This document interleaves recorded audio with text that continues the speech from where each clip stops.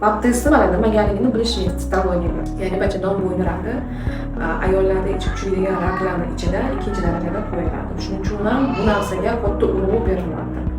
Ya'ni agar bachadon bo'yni raki aniqlansa, bu asoratlar juda ham og'ir, birato'lasi hammasi olib tashlashga to'g'ri kelib qoladi. Ba'zi bir holatlarda, masalan, agar ayol yosh bo'lsa, reproduktiv уже shu bilan tizimi izdan chiqadi, ya'ni hamma narsani olib tashlagandan keyin, lekin bachadon bo'yni raki o'z-o'zidan kelib chiqmaydi. Ya'ni o'sha pap testi topshirishdan maqsad mana boshda norma bo'ladi, keyin yallig'lanish, vaspaleniya bo'ladi, keyin askus, keyin C1, C2, C3, keyin rak o'tadi. C2, C3 уже 10 kundan ko'p bo'lishi kerak. Tushunarli?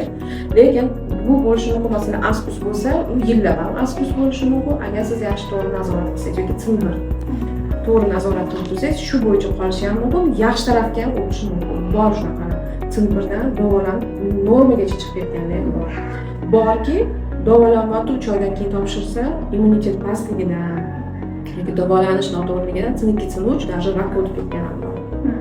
Tushundingizmi? Shunaqa holat ham bo'lishi mumkin. Uni hech kim bilolmaydi. Shuning uchun profilaktik maqsadda har bir ayol vyudeniyasi bormi, ajralma bormi, bezovta qiladimi, qilmaydimi, bir yilda bir marotaba pap test topshirish kerak. Agar nimadir tashxis qo'yilsa, davolanib 3 oydan keyin tavsiya qilinadi pap test topshirish kerak.